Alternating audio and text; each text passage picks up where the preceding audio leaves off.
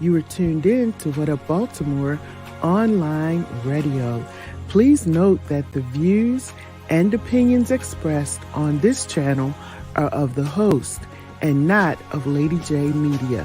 And don't forget to subscribe to our YouTube channel, What Up Baltimore TV. And if you really don't want to miss any of the shows, hit that notification bell and you'll get a message every time we come on. Now, we got it from here, so sit back, relax, and stay tuned.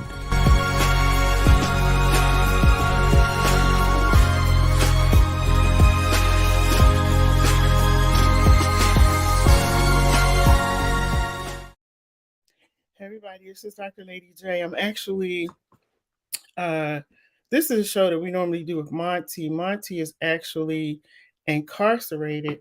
He was just on the phone and I don't know, it was some kind of glitch going on. So I just told him to hang up, call me right back. But tonight we're going to be talking about mental illness with mental illness and people who are behind bars dealing with mental illness. And then at 8 o'clock, we're going to be doing a show at 8 o'clock with an author that his book is amazing. Some of you may have heard me talking about his book last night on IG and Facebook, but we're going to be talking to him because his book is called An Apology to Women, and that's going to be at 8 o'clock. But right now, we're going to do this show. Okay, he's calling now. Okay, Monty, you there? Monty? Hello? Yep, I'm here. No. Can you hear me, Monty? Yes, I can hear you just fine, lady. All right, awesome. So I was just giving a little intro. Congratulations on your endeavor. Thank you, David. So tonight until 8 o'clock, we're going to be talking to Monty, and we're going to be talking about mental illness. And, you know, because a lot of that is going on, people with mental health issues behind the wall and walking around in the street every day. And so, and then like at 8 o'clock, stay tuned because at 8 o'clock, or around 8:05, we're going to be talking to Mr. James Wells. He actually wrote a book, An Apology to Women, and we gotta talk to him because you have to hear about this book. It's really good. I talked a little bit about it last night. So Monty, I'm gonna let you go ahead and get started because I know that being incarcerated, you all don't really get mental health Yes. help when you're being incarcerated, correct? Yes, correct. Mm-hmm. So tell us how people cope inside. A lot of guys cope inside by working out, by reading books, studying their case, even meditation. You know, and he is real big on religious activity. Religious activity is the best medicine, the best healer in places such as this right here. Mm-hmm. Mm-hmm. Because I would think that, you know, being taken away from your family and, you know, your loved ones and just your life, being out here, period, that has to be difficult in itself. But then to be in there, especially if you're looking at a lot of time, it's like, how do you deal with that mentally and emotionally? And what kind of things do you see, in your case, what kind of things do you see the brothers going through that are incarcerated? I'm sorry, say it again, lady. It was kind of glitching a little bit. Okay, so I was saying that I know when you're incarcerated, there's probably a lot of things that you are going through that we don't really know about. And I was saying, what do you see in the facility? What are you seeing with the men that are there who are dealing with mental health issues? What do you see them doing inside?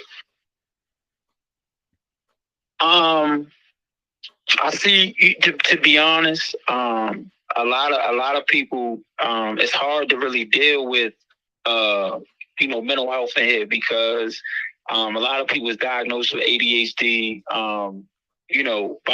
It's all kinds of diagnoses in this place, but there's no treatment. Mm-hmm. For legitimate, cases. Yeah. So guys, deal with it the best way that they know how. Mm-hmm. But which causes, the violence in prison, and it causes other things. So a lot of people go to drugs, to be honest with you, to cope with this stuff. Okay. And that's what you see, and you hearing that like raw deal, like that's what goes on behind these walls, because the lack of treatment, the lack of therapy that people lack, the attentiveness of. So it's crazy. Like it's crazy. Like it started to become like a nut house. Yeah. To be frank, it started to become like a nut house, Lady J, for real. And so, my question to you: how do you keep from going crazy in there? Not because you've been in there for a while. And for those of you who are just tuning in, we're talking to Monti. He's actually incarcerated. And we do this show every Thursday just to try to enlighten people on what's going on and any questions you might have. So what I was saying to you, Monti, is how have you been able to maintain your sanity over the years of just being in there? Because you went in as a teenager. So how do you maintain all of that? That's a lot of trauma, drama, stress, a whole bunch of stuff that you see going on in there. My family, my friends, my loved ones, they keep my heart beating. They keep my pulse, because it's something to look forward to. It's like, okay, man, hey man, people still waiting on you out here. You gotta make it through that. They still waiting on you. And that's my biggest motivation. That's my biggest motivation, to really get through this. So it's like, okay, in the process of getting from point A to point B, in between time, okay, man, you got to work out. You got to make sure you eat as healthy as possible, even though everything that you order or may buy is straight sugar, because a lot of that stuff on commissary is sugar, right? So that's my biggest motivation. That's what keeps me grounded. Talking to my fiance every day. We building and we talking, and I'm looking forward to stepping out from behind these walls and being with her, and going on dates and just being with each other. That's my biggest motivation and support. To help me get through all this nonsense. Right. And so in your situation, all the year, and you've been incarcerated like 16 years, right? Is it 16? 17. 17. So in all the years that you've been incarcerated, you've never had the opportunity to get any type of mental health help, like therapy, while you're in there? I got it at one particular institution, which was Patuxent Institution. We had group therapy once a week. And sometimes, every now and then, we may have like one-on-one sessions with the therapist. Outside of that, you on your own. Like you got to do all that stuff on your own.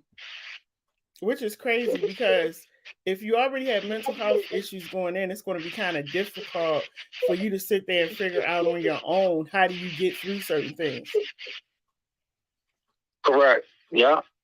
Because now if you already come in with a mental health issue already, now you become like you're in a controlled environment as it is. So you're already subject to certain things and certain environments.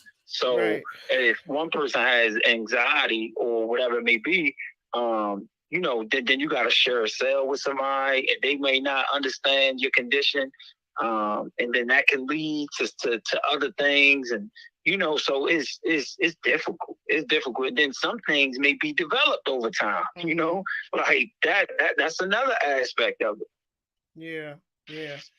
And so how do you prepare? Like when you talk about coming home, how do you prepare for coming home if you haven't had that help?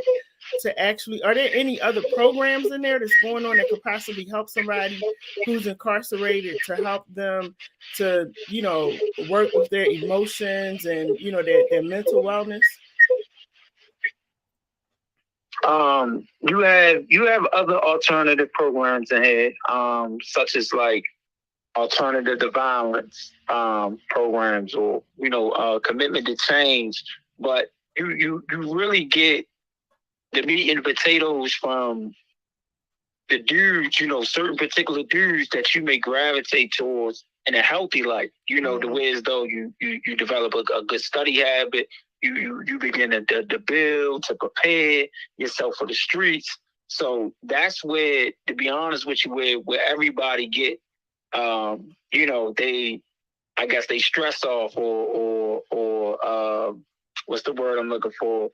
That's where everybody build at, because you're around people every day. So those that you gravitate to or take a liking to for whatever reason, that's your therapy, to be honest with you. In a nutshell, that's your therapy.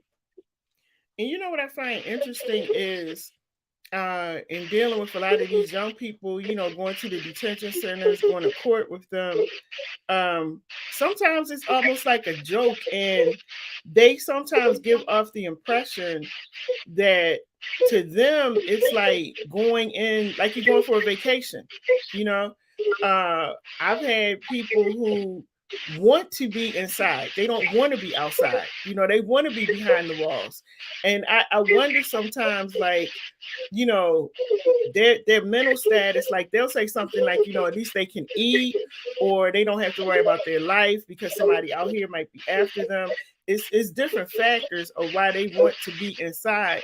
But then it still goes back to that's not healthy, and it's not normal to think like that, to think that it's okay, and maybe it's better for me to be incarcerated than be out on the street. So I know you've been in there a while, you've been in there for a while. What do you see with the younger people that are starting to come inside now? The younger generation, I think is they follow what they see. So by them coming into an environment such as this, a controlled environment, right? So you have a lot of mayhem, a lot of chaos, a lot of things that's in disarray. Even though we are in a abnormal environment, but there's certain things that I was taught when I first came in that are no longer being taught, such as, hey man, come here, study your case. Go to service when you're supposed to. Continue to speak to your family and give them something to go off of. Motivate them the same way like they will motivate you. Educate yourself. Just better yourself as a man, as a young man. Which is it doesn't even exist. It don't exist no more at all whatsoever. Right? Wow. Yeah. So these are the things. When someone say, hey, I want to come in and I want to get through the winter, or they give me 3 meals, I don't have to pay this bill, that bill, I live for free. That within itself is just crazy. That within itself is just crazy, because you subject yourself to so many things behind this wall. Disease, infection, everything that you can possibly imagine, like that can happen to you. You subject yourself to that, and you put yourself there. That within itself, it do not make sense. It don't make sense. Wow.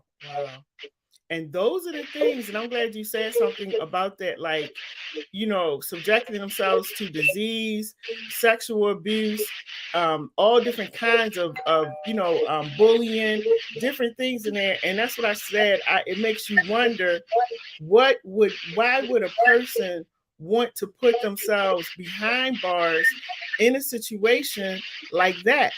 But these kids, I'm telling you, when I go to court, they're laughing, they're joking, and it's like they're throwing bricks at the prison. They want to go inside, like they want to go in and see what their prison life is like. And that's why I'm glad that you come on every week, because you've been in there long enough to tell them how it really is inside. Right.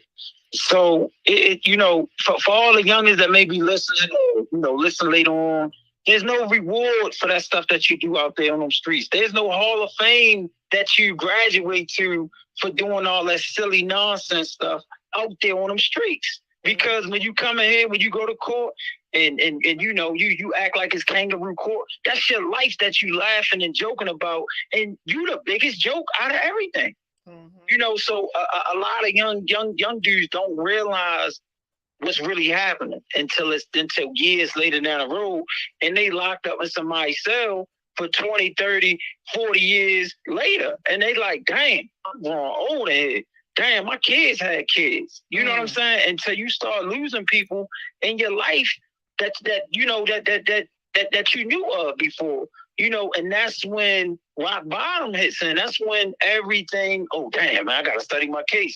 Oh damn, well I didn't ran my time expired or putting this petition in or doing this or filing this. Right. So that's where, you know, and it's just sad. It's just sad. It's really sad. And like I say, being as though people don't really know, you know, and until years later when it hit them, what they really getting themselves into is easy to get, you know, in these places, but it's very hard to get out. It's very hard to get out. And can you tell us a little bit about? I think we talked about this a while ago. Because what is your day like? Like being incarcerated, what is your day like? I think the one thing that would bother me the most is just somebody constantly telling me what to do all the time. You know, like you don't have the freedom to do what you want to do. Like if you want to open your door and go for a walk, you don't have the freedom to just do that. So what is your day like on a daily basis there?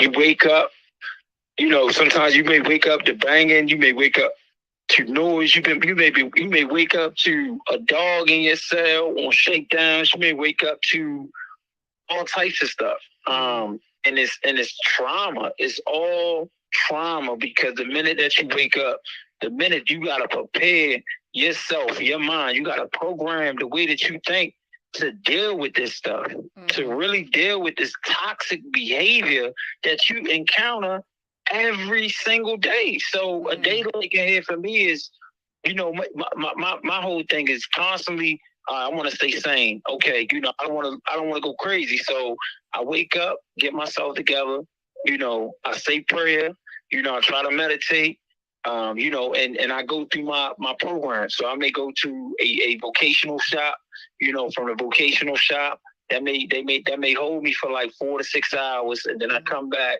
you know, make something to eat, talk to my family and friends, you know, and at nighttime I kind of go out and I work, you know, and I conversate. But in the course of that, it's the little things that people don't talk about, you know.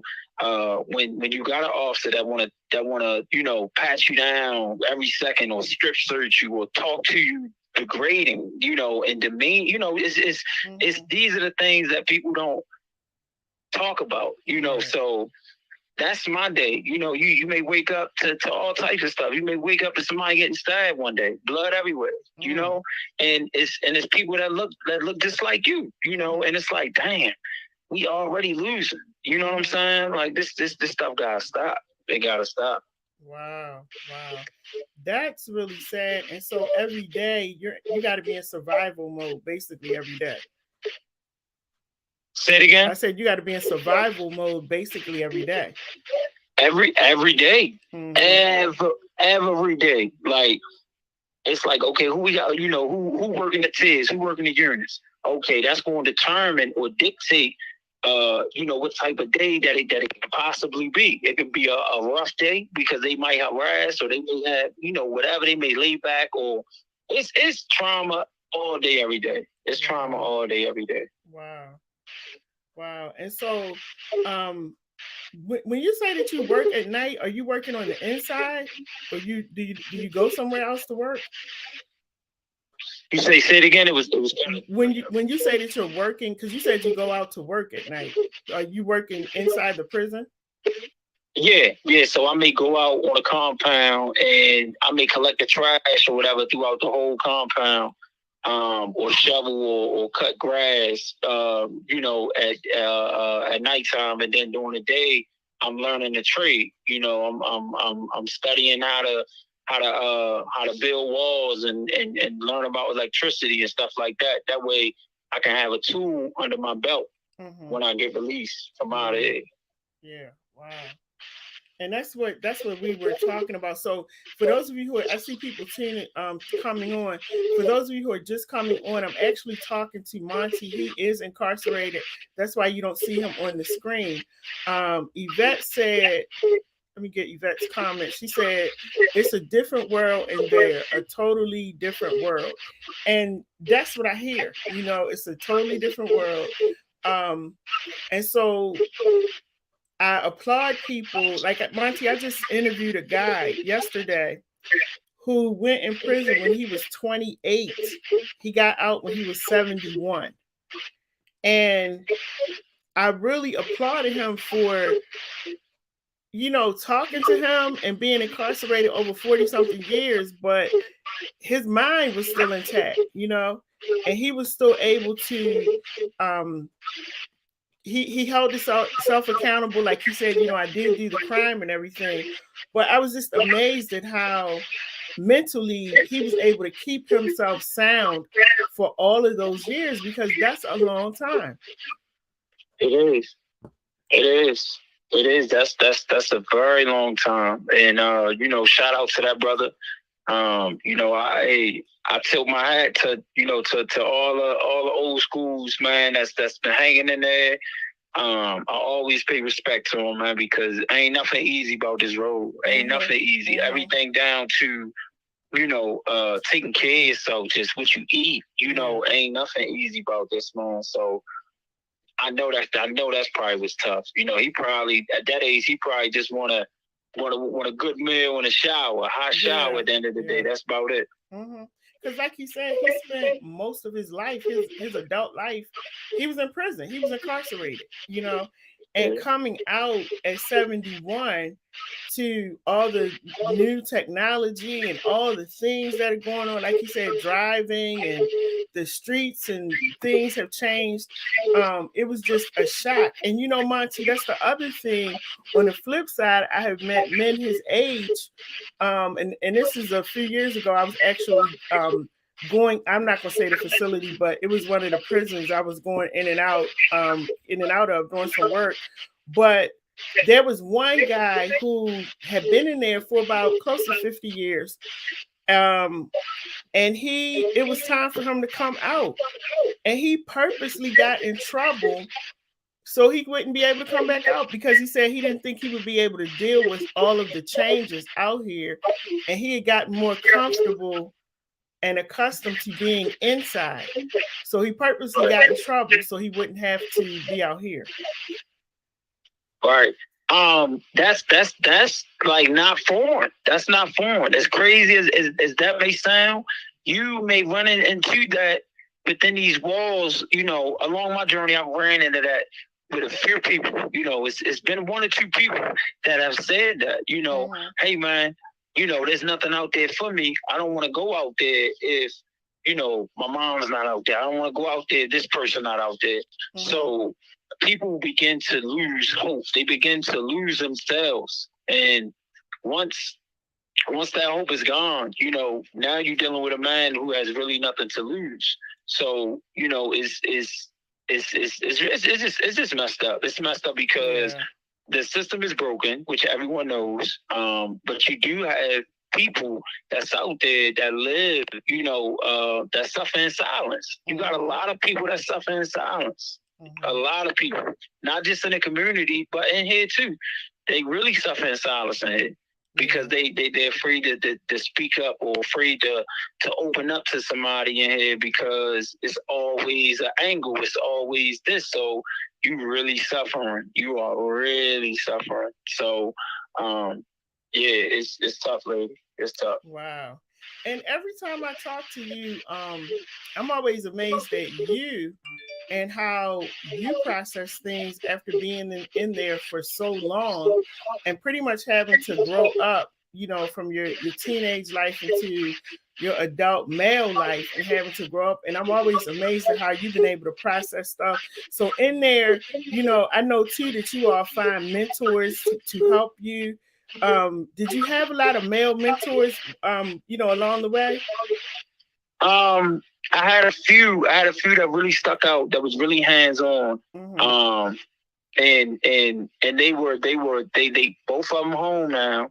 Okay. They were excellent. They was the walking, living example of how you supposed to do this right here. You know, there's no manual, there's no manual script, there's none of that. But how those brothers did it, it was somewhat thrilling. It was somewhat intoxicating. Now, what I mean when I say that is because they were so free while being incarcerated. It's like, wow, like how you not wake up angry? How you not wake up with a chip on your shoulders? And one of the brothers said, I do. You know, I just learned how to channel it, you know, very differently. And he was able to get everything done that he wanted to get done. You know, and I've learned most importantly from him is about that energy, is about how to channel that, is, you know, how to stay away from the low frequency people. You know what I'm saying? That walk around in this place. Right. So that's how I stay focused with those guys. I appreciate and I commend those guys that showed me how to get through this, especially coming in at an early age. You know, who to watch out for. You know, whatever it is that I was into, whether it's basketball, whether it's studying my case, whether it's certain religion, whether it's meditation, whatever it may be. Okay, brother, listen, I think you should get some books on this, you know, this, that, and the third, or whatever it may be. But I wanted to have that same freedom, that same spirit, that fighting spirit as those brothers did, because they was doing it. They had family support, friend support. They got back in court and they got up out of this place. Yeah. And I think was it you that I don't know. There's a guy, his name is Donald. I think it's Donald Bavello. Is that his name? I don't know if it was Donald Bavello Skaggs. Yeah. You know him? Say it again? You know him, right? Oh yeah.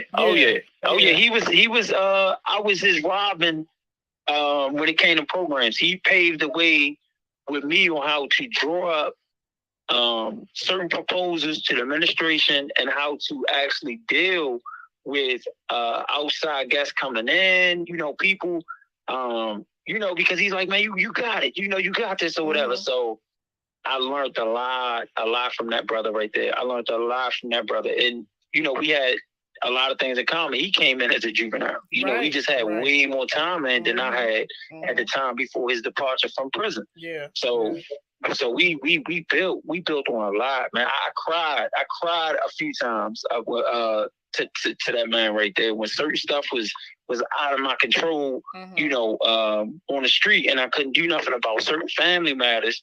I cried, you know, so that's that, you know, and that take a lot to do. That take a lot to do on it. Yeah. I actually had an opportunity to meet him a few times when I was down in Annapolis. And a lot of the brothers that I talked to that are inside, when I mentioned his name, it was so many people that knew him that he's helped. And he's actually now out. I think he told me he's like in his 50s now, but he went in when he was 15. And but he's doing so many great things now that he's out, and he's only been out for a few months now. But you know, really great person. And again, you know, it just, I'm just amazed at the amount of time that y'all spend behind bars and you come out, and even with them and the people that were coming down to Annapolis, still being able to focus and process.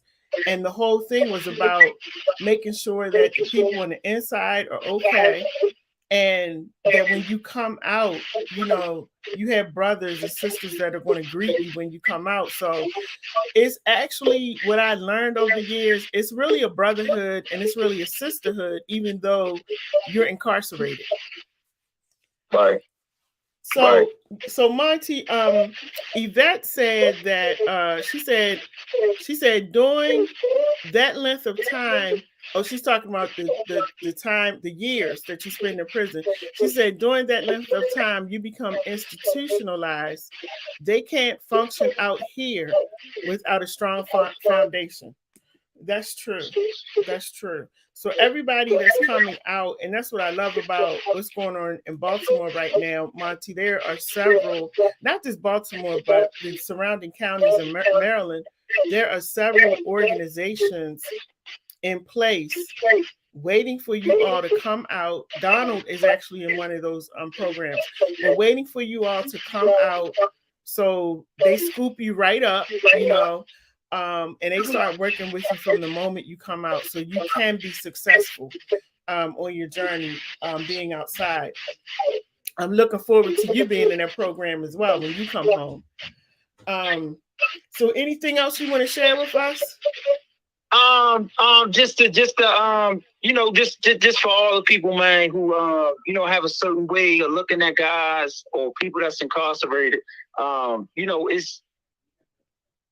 It's a process, and people are not defined by by their mistakes or whatever it may be, right? It's about what you do after that, man. It's about what you do after that. So the same way that people suffer in silence within these walls, it's the same way out there on the street.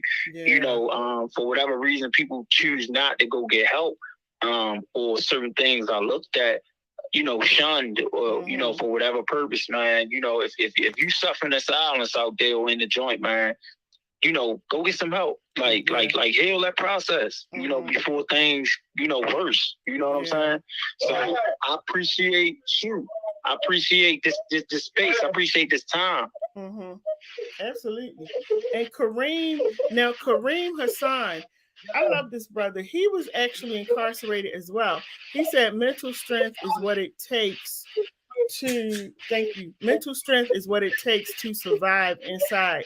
Now, Kareem, I've had a chance to meet him and his beautiful wife in person. And again, another brother, like I'm just amazed. And this is what I want people to see, that everybody who goes inside and spends a lot of time inside, it doesn't mean when they come back out, they're going to be animals and criminals, when they come back out. There are people that are out right now who are doing really, really great things. Kareem Hassan is one of those, and they just did an event that was so beautiful. It was the Unger's 10-year celebration. And I went to it. It was so beautiful. And, so when I look at you all, I'm just like, I'm proud to be able to be a part of your journey, what you're doing, what you're working on. And like I told you, and I'll tell everybody else, the platform is always open. And Monti, even for you, we don't always have to do it at 7:00 on Thursdays. All you got to do is, let your girl know, and we can do it anytime, during the day or whatever. The platform is open because sometimes you just need to talk, you need to vent. And so I want this to be the space that you're able to do it, because I know that it has to be tough, being inside and going through that same thing every single day, and just hoping that one day you'll be able to go home. Right. Okay. Well, like I said, I appreciate it. And I'm looking forward to it, when I get released, here shortly. I'm looking forward to really sitting down and going out and, getting a bite, just getting a bite to eat and actually meeting some of these brothers, because it's going to be a lot to talk about. It's going to be a lot to talk about. Absolutely. And Yvette, I forgot what UNIA stands for, but anyway, she wanted you to know that she's a part of an organization. It's called UNIA.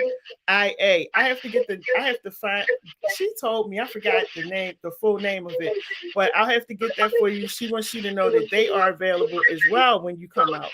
So there's a lot of different organizations out here, and we definitely are going to grab you as soon as you come out of those doors. We're going to grab you, but we got to let your family, grab you first, but then we'll stand in line. And, we're going to grab you and make sure that we continue to walk you through this journey of being out, and really enjoying your life and starting a new life out here. And then, like I said, there's other brothers that are out that you probably know, but they're out and they're doing great things, and so I'm just happy to see that. I want everybody else to see it as well, because I don't think that people really understand, and maybe that's something we can talk about too, Monti, next week, how some people get into certain situations. and how even though you get into those situations, that in the process of being incarcerated, that you can change and you can do better. Okay. Absolutely. Yeah. Absolutely. Yeah. I'm looking forward to that. I'm looking forward to that. All right. Well, you have a good week. We're praying for you. You know, we lifting you up, still holding you up out here, and just continue to stay strong.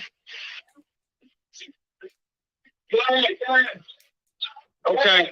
All right. Take care of yourself, and I'll talk to you soon. All right. You do the same. All right. Bye-bye. Thank you. You're welcome. Bye-bye. So everybody, that was Monty. He's actually incarcerated, and he calls in every Thursday, and we have these conversations. And I think that I'm trying to think. I don't even know how it started, but anyway, we've been doing it for a few months now, and I think it's good. Not only does he call in, we have other. I don't have any women that's calling in, but we have a lot of brothers who call in on Monday nights. We got our Monday night show coming up.